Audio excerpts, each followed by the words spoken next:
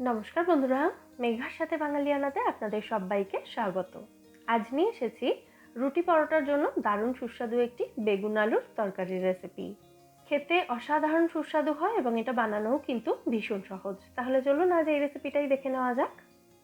প্রথমে একটা কড়াই ভালো করে গরম করে তার মধ্যে আমি 1 টেবিল চামচ মতো সর্ষের তেল দিয়েছি। তেলটা গরম হয়ে গেলে এতে বেগুনের টুকরোগুলো দিয়ে ভালো করে ভেজে নেব। আমি এখানে একটা 250 গ্রাম ওজনের বেগুন নিয়েছি। বেগুনটা ভাজার সময় এর মধ্যে সামান্য একটু করে নুন এবং হলুদ গুঁড়ো দিয়ে দিচ্ছি। হাফ টিস্পুন করেই দিয়ে দিচ্ছি এগুলো।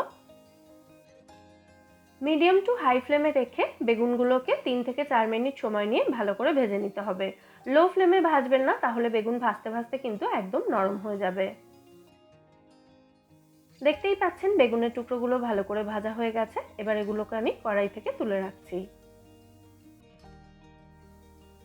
বেগুনটা ভেজে তুলে নেওয়ার পর এই কড়াইতে আরও 2 টেবিল চামচ সরষের তেল গরম করে তার মধ্যে আমি 1 চা চামচ গোটা জিরে দিয়েছি ফোড়নের জন্য। জিরের কালারটা ব্রাউন হওয়া পর্যন্ত ভালো করে ভেজে নিয়ে তারপর এর মধ্যে দিয়ে দিলাম একটা মাঝারি সাইজের পেঁয়াজ এবং ডুমো করে কেটে রাখা দুটো মাঝারি সাইজের আলু। আলু এবং পেঁয়াজটাকে একসাথেই ভেজে নিচ্ছি আমি। এতে রান্না করতে সময়টা একটু কম লাগবে। আলু এবং পেঁয়াজটাকে ভালো করে ভেজে নিয়েছি। এরপর এই আলু পেঁয়াজের মধ্যে আমি দিয়ে দেব 1 টেবিল চামচ পরিমাণে আদা রসুন বাটা। আমি এখানে চা চামচের মেপে দিয়েছি, সেই জন্য আরও একটু আদা রসুন বাটা দিয়ে দিলাম। এবার আদা রসুনের কাঁচা গন্ধ চলে যাওয়া পর্যন্ত সমস্ত উপকরণ একসাথে ভালো করে ভেজে নিতে হবে।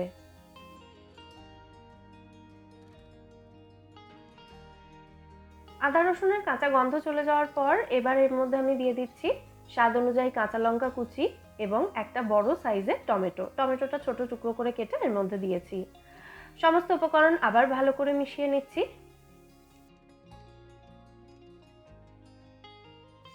এরপর এর মধ্যে রেগুলার গুঁড়ো মশলাগুলো দিয়ে দেব। প্রথমেই দিয়ে দিচ্ছি স্বাদ অনুযায়ী নুন, সাথে দিয়ে দিচ্ছি হাফ চা চামচ পরিমাণে হলুদ গুঁড়ো, স্বাদ অনুযায়ী লঙ্কা গুঁড়ো, 1 চা চামচ ধনে গুঁড়ো এবং হাফ চা চামচ জিরে গুঁড়ো। এরপর এর মধ্যে সামান্য একটু জল দিয়ে সমস্ত উপকরণ একসাথে ভালো করে মিশিয়ে দেব। যেহেতু মশলাটা একটু শুকিয়ে গেছিল, সেই জন্য এর মধ্যে একটু জল দিয়েছি আমি, তা না হলে গুঁড়ো মশলাগুলো কিন্তু পুড়ে যাওয়ার সম্ভাবনা থাকতো। সমস্ত উপকরণ মিশিয়ে নেওয়ার পর কড়াইটাকে ঢাকা দিয়ে গ্যাসের ফ্লেমটা লোতে রেখে মশলাটাকে কষিয়ে নিতে হবে 5 মিনিট সময় নিয়ে। মিনিট 5 পর কড়াইয়ের ঢাকনাটা খুলে সমস্ত উপকরণ আরেকবার ভালো করে নাড়াচাড়া করে মিশিয়ে দিচ্ছি আমি। মশলাটা এখন ভালো মতো কষানো হয়ে গেছে, মশলা থেকে তেল ছেড়ে এসেছে। তো এরপর আমি এর মধ্যে ভেজে রাখা বেগুনের টুকরোগুলো দিয়ে হালকা হাতে আবার সমস্ত উপকরণ ভালো করে মিশিয়ে দিচ্ছি। খেয়াল রাখতে হবে বেগুনগুলো যাতে ঘেঁটে না যায়। তো বেগুনের সাথেও মশলাটাকে আরও কিছুক্ষণ কষিয়ে নেব। 2 থেকে 3 মিনিট মতো কষালেই হবে। তো কড়াইটাকে ঢাকা দিয়ে লো ফ্লেমে আমি মশলাটা কষিয়ে নিয়েছি বেগুনের সাথে। এবার এর মধ্যে সামান্য একটু গরম জল দিয়ে দেব গ্রেভির জন্য। তবে কেউ চাইলে রান্নাটা এরকম শুকনো শুকনোই রাখতে পারেন, সেক্ষেত্রে জলটা দেবেন না। আমি হাফ কাপ মতো জল এখানে দিয়েছি, তবে জল দিলে কিন্তু অবশ্যই গরম জলই দেবেন। সমস্ত উপকরণ ভালো করে মিশিয়ে দিচ্ছি। এরপর এর মধ্যে দিয়ে দিচ্ছি হাফ টিস্পুন মতো গরম মশলা গুঁড়ো আর দিয়ে দিচ্ছি ভাজা মশলা গুঁড়ো হাফ টিস্পুন মতো। এখানে গোটা জিরে এবং শুকনো লঙ্কা শুকনো কড়াইতে ভেজে গুঁড়ো করা রয়েছে। আবারও একবার ভালো করে নাড়াচাড়া করে এটাকে মিশিয়ে দিলাম। তারপর কড়াইটাকে ঢাকা দিয়ে লো ফ্লেমেই এটাকে আলুটা সেদ্ধ হয়ে যাওয়া পর্যন্ত রান্না হতে দেব। আলুটা ভালো মতো সেদ্ধ হয়ে যাওয়ার পর এটাকে আমি আরও একবার ভালো করে নাড়াচাড়া করে দিলাম। এবার সবশেষে এর মধ্যে কয়েক দানা চিনি এবং 2 টেবিল চামচ মতো ধনেপাতা কুচি ছড়িয়ে দিয়েছি। ধনেপাতাটা কিন্তু এই রান্নায় অবশ্যই দেবেন। ব্যাস ভালো করে একবার মিশিয়ে দিলেই কিন্তু আমাদের দারুণ সুস্বাদু বেগুন আলুর তরকারি এখানে একদম রেডি।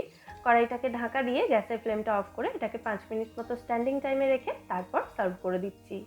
রুটি পরোটার সঙ্গে দুর্দান্ত লাগে এই দারুণ সুস্বাদু আলু বেগুনের তরকারিটা খেতে। আপনারাও অবশ্যই রেসিপিটা বাড়িতে ট্রাই করুন এইভাবে এবং আমায় জানাবেন এই রেসিপিটা আপনাদের কেমন লাগলো।